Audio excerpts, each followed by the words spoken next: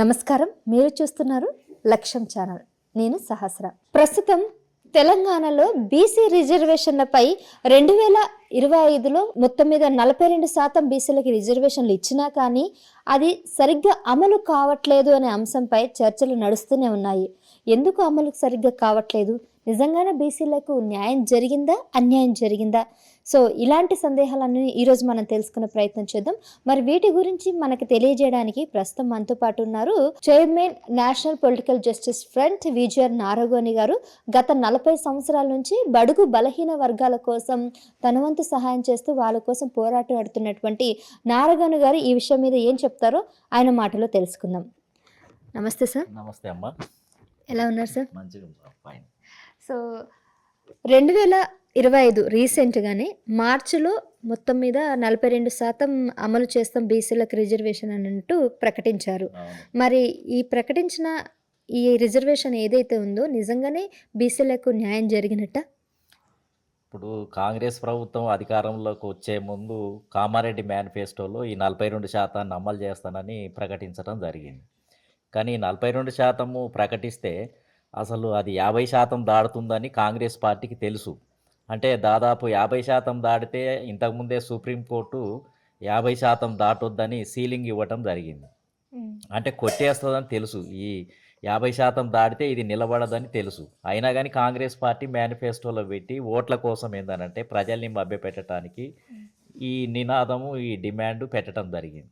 కానీ తర్వాత అందరూ ఏందనంటే ఇంతకుముందు సరే ఖచ్చితమైనటువంటి జనాభా లెక్కలు ఉంటే, కులగణన ఉంటే ఈ కులగణన ఆధారంగానైనా సుప్రీంకోర్టు కానీ హైకోర్టు కానీ కొంత పర్మిట్ చేయటానికి 42% ఇవ్వటానికి అనుమతిస్తుందేమోనని అట్లా అనుకోవటం జరిగి ఈ రాష్ట్ర ప్రభుత్వం అధికారంలోకి వచ్చిన తర్వాత, అంటే కాంగ్రెస్ పార్టీ అధికారంలోకి వచ్చిన తర్వాత బీసీ సంఘాలు, బీసీ నాయకులు, బీసీ ఉద్యమం పెద్ద ఎత్తున చేసి కులగణనను చేపట్టాలి. కులగణన చేపడితే ఈ కులగణన రిపోర్ట్ వస్తే ఈ రిపోర్టు ఆధారంగా హైకోర్టు, సుప్రీంకోర్టు స్టే ఇవ్వట, అంటే రిపోర్ట్ అమలు చేయడానికి అవకాశం ఉంటుందని మేము ఒత్తిడి చేయటం జరిగింది.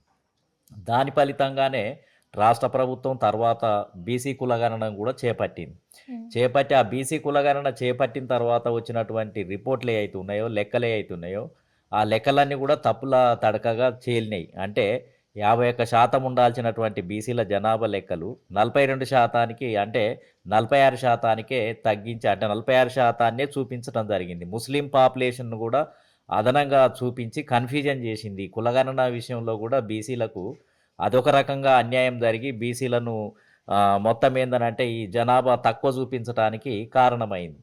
ఆ విధంగా చేసిన తర్వాత మళ్ళీ జనాభా లెక్కలు వచ్చిన తర్వాత మళ్ళీ కోర్టు, అంటే ఒక జీవో జారీ చేయటానికి మళ్ళీ ఏదైతే ఇది మేము 50% దాటుతుంది, ఇది మా చేతుల్లో లేదు, కేంద్ర ప్రభుత్వం దీన్ని చేపడితే బాగుంటుంది, కేంద్ర ప్రభుత్వం దీనికి అనుమతి ఇవ్వాలి అని చెప్పి అప్పుడు మళ్ళీ రాష్ట్ర అసెంబ్లీలో ఒక తీర్మానాన్ని ప్రవేశపెట్టి జనాభా లెక్కలను కూడా ప్రవేశపెట్టి దాంట్లో 2 బిల్లులను ప్రవేశపెట్టింది. ఒకటి ఏంటంటే బీసీలకు విద్యా ఉద్యోగ రంగాల్లో 25% నుంచి 42%, స్థానిక సంస్థలలో ఈ మొత్తం ఏంటంటే 42%. ఈ 2 బిల్లులను ప్రవేశపెట్టి ఆ 2 బిల్లులను గవర్నర్ ద్వారా కేంద్రానికి, రాష్ట్రపతికి పంపించడం జరిగింది. దానివల్ల రాష్ట్రపతి దాన్ని ఎటు తేల్చకుండా దగ్గర పెట్టుకుంది. కేంద్ర ప్రభుత్వం ఇప్పటి వరకు దాని గురించి ఏమీ తేల్చలేదు. దాన్ని తేల్చమని కేంద్ర ప్రభుత్వం వెంటనే దాన్ని రిలీజ్ చేయాలి, దాని మీద ఏదో ఒక నిర్ణయం తీసుకోవాలని రాష్ట్ర ప్రభుత్వము బీసీ సంఘాలతో కలిపి 2 సార్లు ఢిల్లీకి యాత్రా కార్యక్రమాలను కూడా నిర్వహించడం జరిగింది. అంటే మీరు అన్నట్టు నిజంగానే రాష్ట్రపతి అసెట్ అయితే ఇవ్వలేదు దీనికి. మరి ఇప్పుడు రాష్ట్ర ప్రభుత్వం దీని మీద ఎందుకు ఒత్తిడి తీసుకురావట్లేదు? ఏం చేస్తుంది అసలు ప్రభుత్వం? అసలు ప్రభుత్వానికి చిత్తశుద్ధి లేదు. ముందు నుంచి కూడా ఈ 42% పెట్టడమే ఇది నిరుపయోగం, ఇది అమలు కాదని తెలుసు. పెట్టినాక కనీసం కాంగ్రెస్ పార్టీ ఉద్యమమన్నా చేయాలి కదా. అంటే కాంగ్రెస్ పార్టీ చిత్తశుద్ధితోటి చేసి రాహుల్ గాంధీ గారు అక్కడ ప్రతిపక్ష నాయకుడిగా ఉన్నారు. అంటే ఆయన ఆధీనంలో 340 ఎంపీలు ఉన్నారు. ఏది ఇండియా కూటమి అనే పేరుతోటి. ఆ కూటమి ద్వారా కనీసం ఒక్కరోజు కూడా లోక్సభలో అడగలేదు ఏది ఒత్తిడి తేవటానికి. రాష్ట్రపతి ఎందుకు ఆమోదం తెలియజేయటం లేదు, కేంద్ర ప్రభుత్వం దాని మీద చర్యలు తీసుకోవాలి, అని ఒక్కరోజు కూడా రాహుల్ గాంధీ గారు లోక్సభలో అడగలేదు. వీళ్ళు పెట్టిన జంతర్ మంతర్ దగ్గర పెట్టినటువంటి ధర్నాకు కూడా రాహుల్ గాంధీ గారు అటెండ్ కాలేదు. 2 సార్లు జనాభా లెక్కల ప్రజెంటేషన్ ఇచ్చిండ్రు. ఏ విధంగా జనాభా లెక్కలు చేసింది కాంగ్రెస్ పార్టీ, దేశంలోనే అసలు ఎవరు చేయనట్టుగా చేసి బీసీలకు 42% అమలు చేస్తుందన్నట్టుగానే కేంద్రంలో ప్రచారం చేసుకున్నారు. కానీ ఇక్కడ ఏమీ లేదు, అంత మోసమే. అన్ని బీసీలను చూపించి ఊరికనే పైకి పేపర్ల మీద చూపించి అమలు కాకుండా చేసే తతంగమే చేసింది. అందుగురించే కాంగ్రెస్ పార్టీకి చిత్తశుద్ధి లేదు. కాబట్టి మేమేందనంటే అసలు రాజ్యాంగపరంగా ఇబ్బందులుండి సీలింగ్ ఉన్నటువంటి అంశాన్ని చేర్చి మిగతా అంశాలను ఎన్నో ఉన్నాయి. ఇప్పుడు బడ్జెట్ ఉంది, బడ్జెట్ వీళ్ళ చేతుల్లోనే ఉంది. బడ్జెట్ కూడా సప్లాన్ అమలు చేస్తానని చెప్పింది కామారెడ్డిలో, కానీ దాని విషయంలో కూడా అమలు చేయలేదు. మంత్రి పదవులు వీళ్ళ చేతుల్లోనే ఉన్నాయి, కానీ మంత్రి పదవుల్లో వీళ్ళు ఇవ్వటానికి సిద్ధంగా లేరు. అదేవిధంగా అనేక నామినేటెడ్ పదవులు ఉన్నాయి, ఇంకా ఎన్నో ఉన్నాయి. కాంగ్రెస్ పార్టీకి రాజ్యాంగ పరంగా ఇబ్బందులు లేనటువంటి సమస్యలు ఎన్నో ఉన్నాయి. బీసీలకు ముఖ్యమంత్రి పదవి కూడా ఇవ్వచ్చు, ఎన్నో ఉన్నాయి. కానీ ఇవన్నీ కాకుండా ఒక ఇబ్బందులుండి రాజ్యాంగ పరంగా అసలు అనుమతి రాదు అని తెలిసిన అంశాన్నే పట్టుకొని దాని మీదనే బీసీలను మోసం చేయడానికి ప్రయత్నం చేయటం అనేది కాంగ్రెస్ పార్టీ నైజం. అయితే దీన్ని బట్టి చూస్తుంటే ఏమర్థమవుతుంది, 42% గనక అంటే 42% ఏదైతే ఇచ్చిర్రో అది 50% దాటుతుంది. అంటే ఎస్సీ ఎస్టీకి మొత్తం కలిపి 60% దాటుతుంది. అవును. అప్పుడు 60% దాటుతుందంటే మనం సుప్రీంకోర్టు దాని ప్రకారం 50 దాటొద్దని తెలుసు. దాటొద్దు. సో ఇంత జరిగినా కూడా జాతీయ స్థాయిలో ఎక్కడ కూడా ఒత్తిడి తీసుకురావట్లేదు ప్రభుత్వం. అంటే ఇదంతా ఒక పొలిటికల్ డ్రామాగా అనుకోవచ్చా? ఇది పొలిటికల్ డ్రామానే ఒక రకంగా. ఏందనంటే మొదటి నుంచి కూడా కాంగ్రెస్ పార్టీ బీసీల విషయంలో ఎందుకో వ్యతిరేకంగా ఉంది. స్వాతంత్రం వచ్చిన కొత్తల నుంచి కూడా 1950లో కొత్త రాజ్యాంగం ఏర్పడ్డప్పుడు కూడా ఈ కొత్త రాజ్యాంగంలో బీసీలకు రాజకీయ రిజర్వేషన్లు ఇవ్వకుండా చేసింది. ఎస్సీ ఎస్టీలకు ఇచ్చింది, బీసీలకు ఇవ్వలేదు. మండల్ కమిషన్ కూడా అమలు చేయలేదు. అదేవిధంగా కాలేల్కర్ కమిషన్ కూడా అమలు చేయలేదు. ఏది కూడా బీసీలకు సంబంధించి మంత్రి పదవులు ఇవ్వలేదు, ప్రధానమంత్రి పదవులు ఇవ్వలేదు, ముఖ్యమంత్రి పదవులు ఇవ్వలేదు. అన్నిట్లో కూడా మోసం చేసి వచ్చింది అన్నీ. అందుకనే ఏందనంటే కాంగ్రెస్ పార్టీనే ఒక డ్రామా. ఇంకోటి ఏంటిది అని అంటే కోర్టులు కూడా ఈ బీసీల విషయానికి వచ్చేటప్పటికి రాజ్యాంగంలో 2-3 ఆర్టికల్స్ ఉన్నాయి. ఆర్టికల్ 15 క్లాజ్ 4 అనేది ఉంది. దాని ద్వారా అక్కడ జనాభా లెక్కల జనాభా 50% దాటొద్దు అనేది రాజ్యాంగంలో ఎక్కడ లేదు. స్థానిక సంస్థలలో కూడా రాజ్యాంగ సవరణల ప్రకారం 73, 74 ఏదైతే అమెండ్మెంట్ యాక్ట్ ప్రకారము ఏదైతే 243D 243T అనే చట్టాలను రాజీవ్ గాంధీ ప్రధానమంత్రిగా ఉన్నప్పుడు ఈ స్థానిక సంస్థలలో బీసీలకు రిజర్వేషన్లు ఇవ్వవచ్చు అనే ఒక చట్టాన్ని చేయటం జరిగింది. దాని ప్రకారం అంటే రాజ్యాంగంలో చట్టాలు ఉన్నప్పటికీ 243 ఉన్నప్పటికీ ఆర్టికల్ 15 క్లాజ్ 4 ఉన్నప్పటికీ బడుగు బలహీన వర్గాలకు చేయొచ్చు అని అనేక ఆర్టికల్స్ ఉన్నప్పటికీ రాష్ట్రాలు కూడా ఆర్టికల్ 16 క్లాజ్ 4 అనేది ఈ రాష్ట్రాలు అవసరం అనుకుంటే కమిషన్లు నియమించి బడుగు బలహీన వర్గాలకు ఇవ్వవచ్చు అని ఉన్నప్పటికీ ఈ కోర్టులు కూడా ఏంటిది అని అంటే ఒక్కొక్క సమయంలో ఒక్కొక్క దాన్ని ఒకసారి జనాభా లెక్కలు లేవని, ఒకసారి 50% దాటుతుందని, ఒకసారి ఇంకో సమస్య ఉంది అని ఈ బడుగు బలహీన వర్గాల అమాయకంగా ఉన్నటువంటి బడుగు బలహీన వర్గాల విషయంలో చాలా స్ట్రిక్ట్గా చూసి చూడనట్టుగా కాకుండా రాజ్యాంగంలో లేని అంశాలను కూడా తీసుకొని వచ్చి వీళ్ళ రిజర్వేషన్లు అమలు కానటువంటి పరిస్థితి ఉంది. అంటే ఒకవైపు కోర్టులు, ఒకవైపు బ్యూరాక్రసీ, ఒకవైపు రాష్ట్ర ప్రభుత్వం, ఒకవైపు రాజకీయ పార్టీలు 4 కూడా ముప్పు తిప్పల పెడుతున్నారు. బీసీ సామాజిక వర్గాలను అనేక రకాలుగా ఇబ్బందులు పెట్టి వీళ్ళని ఏందనంటే ఈ బీసీ సమాజము అమాయక సమాజం, ఈ దేశంలో 50% ఉన్నటువంటి సమాజం, వీళ్ళంతా కుల వృత్తులలో ఉన్నటువంటి సమాజం, ఆర్గనైజ్డ్గా లేరు, ఒత్తిడి తీసుకురాలేరు, స్తంభింపజేయలేరు. కాబట్టి ఇంకా వీళ్ళని ఏం చేసినా పర్వాలేదని ప్రతి ఒక్కరు కూడా వీళ్ళ విషయంలో నిర్లక్ష్యంగా వ్యవహరిస్తూ వీళ్ళకు దక్కాల్సినటువంటి ఉద్యోగాలను, వీళ్ళకి దక్కాల్సిన స్థానిక సంస్థలను వీళ్ళకి ఏంటిది అని అంటే ఇవ్వకుండా చేస్తున్నటువంటి పరిస్థితి ఉంది. అంటే ఇటు సుప్రీంకోర్టు, ఇటు హైకోర్టు, ఇటు కేంద్ర ప్రభుత్వము, ఇటు రాష్ట్ర ప్రభుత్వము, రాజకీయ పార్టీలు ఇన్ని రకాలుగా ఏంటిది అంటే బీసీలను ఒత్తిడికి గురి చేసి బీసీలను మొత్తం ఏందనంటే ఈ రంగాల్లోకి రాకుండా చేస్తున్నటువంటి పరిస్థితి ఉంది. కాబట్టి ఇవి అన్ని డ్రామానే. ఒక చివరికి వచ్చేవరకు డ్రామాగానే తేలిపోయింది. చివరికి వచ్చేవరకు ఇన్ని చేసినప్పటికీ జనాభా లెక్కలు ఉన్నాయి, జీవో జారీ చేసిండ్రు, రాష్ట్ర ప్రభుత్వంలో అక్కడ అమెండ్మెంటు 243 ఉంది. ఇన్ని ఉన్నాక కూడా ఇంకా ఇవ్వకపోవటము అని అంటే ఇంకా దాని అర్థం ఏముంటుంది? ఎగ్జాక్ట్‌లీ. అయితే సార్ 2019లో గతంలో కూడా ఈ పంచాయతీ ఎన్నికల టైంలో 34% ఉన్నటువంటి బీసీలకు 23% తగ్గింది ఆ టైంలో. ఇది అలా చేయడం సుప్రీం కోర్ట్‌కి విరుద్ధం కదా! మరి అప్పుడు ఎందుకు అలా తగ్గించారు? ఇప్పుడు రాబోయే పరిస్థితులు రాబోయే రోజుల్లో అలాంటి పరిస్థితులు ఏర్పడతాయంటారా మళ్ళీ? అప్పుడు కేసీఆర్ ప్రభుత్వము ఉంది.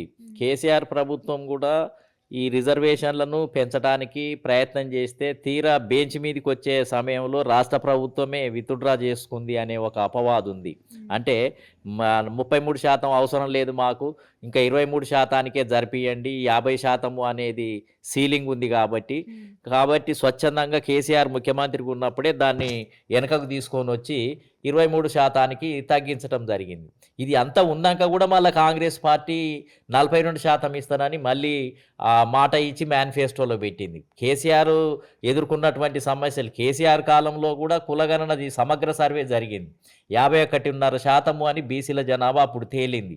అప్పుడు తేల్చేటప్పుడు ఆ జనాభాను కూడా బేస్ చేసుకోకుండా మళ్ళీ ఏదో ఒక డ్రామా కాంగ్రెస్ పార్టీ తాను కులగణన చేపట్టుతానని చెప్పి మళ్ళీ ఒక డ్రామా చేసి, పాత జనాభా లెక్కలు ఉన్నప్పటికీ, కేసీఆర్ నిర్వహించిన సమగ్ర సర్వే ఉన్నప్పటికీ అందులో 51.5% ఉంది కాబట్టి దీన్ని ఇంకా తగ్గించి చూపించాలనే ఉద్దేశంతోటి, ఇరకాటంలో పెట్టాలి, కన్ఫ్యూజన్ చేయాలనే ఉద్దేశంతోటి ఈ కాంగ్రెస్ ప్రభుత్వం మళ్ళీ కులగణన సర్వేని చేపించి దీన్ని వాయిదా వేసి సమయాన్ని అంతా కూడా వృధా చేసింది. కాబట్టి కాంగ్రెస్ ప్రభుత్వానికి ఏంటిది అని అంటే, ఈ కేసీఆర్ ప్రభుత్వం, అంతకుముందు ఉన్న కేసీఆర్ ప్రభుత్వం, ఇప్పుడున్న కాంగ్రెస్ ప్రభుత్వం రెండిటికి కూడా బీసీల ఎడల చిత్తశుద్ధి లేదు. వీళ్ళ చేతుల్లో ఎమ్మెల్యే టికెట్లు ఉన్నాయి. ఎలక్షన్స్ అప్పుడు ఎమ్మెల్యే టికెట్లు ఇవ్వటము అనేది కాంగ్రెస్ పార్టీ చేతుల్లోనే ఉంది. కానీ ఇవ్వలేదు. కాంగ్రెస్ పార్టీ ఎమ్మెల్యే టికెట్లు బీసీలకు ఇస్తానని ఇవ్వలేదు, ఎంపీ టికెట్లు ఇస్తానని ఇవ్వలేదు. మంత్రి పదవులు 8 శాఖలు లభించాల్సినవి 4 శాఖలకే కుదించడం జరిగింది. కేసీఆర్ కూడా ఆ విధంగానే రాజకీయంగా మోసం చేసిండ్రు. 2 పార్టీలు కూడా బీసీలను టార్గెట్ చేస్తూ బీసీలకు దక్కాల్సిన ఎమ్మెల్యే టికెట్లను, ఎంపీ టికెట్లను, స్థానిక సంస్థలను ఇవన్నిటిని కూడా ఏంటిది అని అంటే కొల్లగొట్టి అగ్రకులాలకు కట్టబెట్టే పరిస్థితి ఇవాళ కొనసాగుతుంది. కాబట్టి ఇంకా ఈ పార్టీల మీద నమ్మకం పోయింది, కోర్టుల మీద నమ్మకం పోయింది, వ్యవస్థల మీద నమ్మకం పోయింది. అందుకనే మేము బంద్‌కు పిలిపివ్వటం జరిగింది. 18వ తేదీన నవంబరు రాష్ట్ర బందే పిలిపివ్వటం జరిగింది. ఇప్పుడు ప్రజలలో గతంలో తెలుసుకో ఈ నవంబర్ ఆ! పెద్ద ఎత్తున రాష్ట్ర బంద్ ఇవ్వటం జరిగింది. ఎందుకు? ఈ పార్టీలను నిలదీయటానికి, ఈ పార్టీలు ఇంకా చెప్పిన మాటకు కట్టుబడి ఉండాలనే ఉద్దేశంతోటి భయపెట్టడానికి బంద్ ఇస్తే చాలా విజయవంతమైంది. కానీ చివరికి వచ్చేటప్పటికి హైకోర్టు స్టే ఇచ్చింది, సుప్రీంకోర్టు కూడా స్టే ఇచ్చింది. స్టే ఇవ్వటంతోటి ఇంకా ఏం చేయలేని నిస్సహాయ స్థితి. ఇంకా కోర్టు స్టే ఇచ్చినాక బీసీలు ఎవరి మీద పోరాటం చేస్తారు? ఇంకా రాజ్యాంగ సవరణ తప్ప వేరే మార్గం లేదు. ఇప్పుడు రాజ్యాంగ సవరణే చేయాలి. అందుకనే మేమిప్పుడు ఈ ఉద్యమాన్ని ఢిల్లీకి, కేంద్ర ప్రభుత్వం మీదనే తీసుకురావాలి. కేంద్ర ప్రభుత్వంలో రాహుల్ గాంధీ మరి ఇండియా కూటమి నాయకుడిగా ఉన్నాడు.